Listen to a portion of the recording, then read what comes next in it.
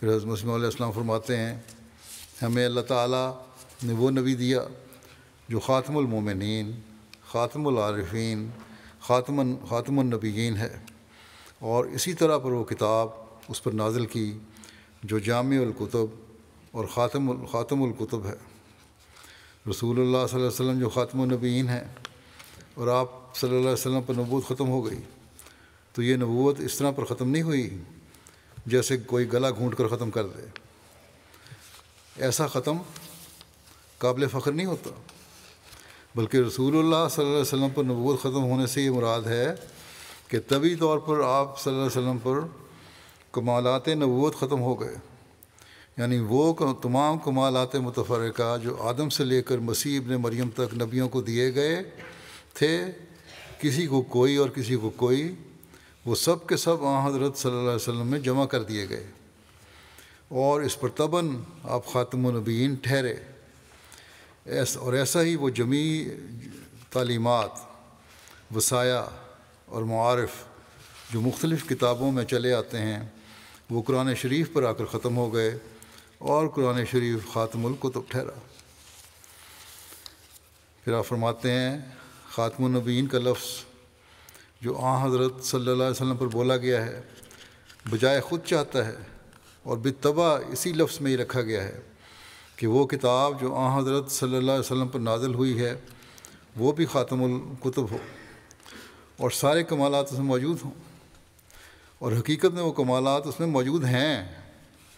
کیونکہ کلام الہی کے نزول کا عام قاعدہ اور اصول یہ ہے کہ جس قدر قوت قدسی اور کمال باطنی اس شخص کا ہوتا ہے جس پر کلام الہی نازل ہوتا ہے، اسی قدر قوت اور شوکت اس کلام کی ہوتی ہے۔ حضرت صلی اللہ علیہ وسلم کی قوت قدسی اور کمال باطنی چونکہ اعلیٰ سے اعلیٰ درجے کا تھا، جس سے بڑھ کر کسی انسان کا نہ کبھی ہوا اور نہ آئندہ ہوگا، ایسا اعلیٰ درجے کا کمال ہے، نہ کبھی ہوا نہ آئندہ ہوگا۔ نعوذ باللہ پہ الزام کہ ہم حضرت مسیح علیہ السلام کو آپ سے بڑا سمجھتے ہیں، نعوذ باللہ، اور ہم توہین رسالت کے مرتکب ہوتے ہیں۔ ان الفاظ کے بعد کوئی عقل مند اور انصاف پسند یہ نہیں کہہ سکتا کہ احمدی کسی بھی طرح توہین رسالت کے مرتکب ہے۔ فرمایا اس لیے قرآن شریف بھی تمام پہلی کتابوں اور صحائف سے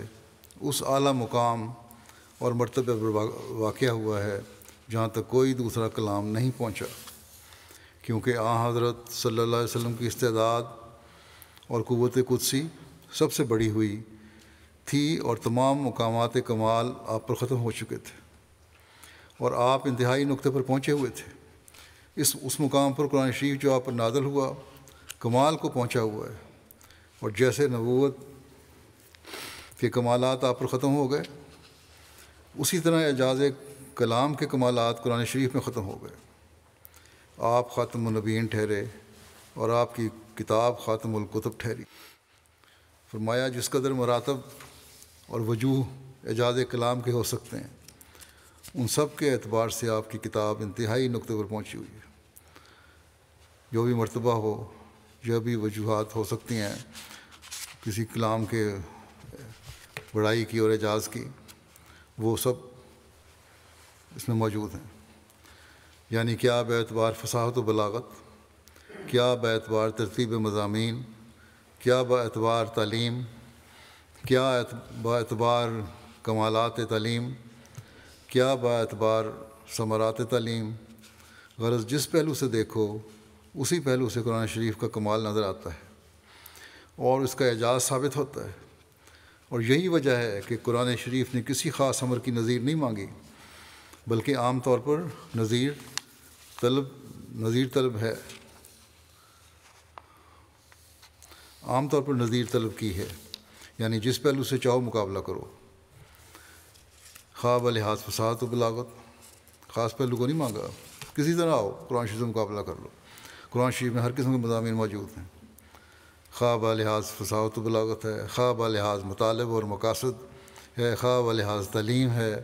خواہ بلحاظ پیش گوئیاں ہیں، اور غیب کے پیش گوئیوں اور غیب کے جو قرآن شریف میں موجود ہیں، غرض کسی رنگ میں دیکھو یہ معجزہ ہے۔ اولاد کو بھی اپنی اطاعت سکھائیں گے، عہد وفا کیا ہے ہم اس کو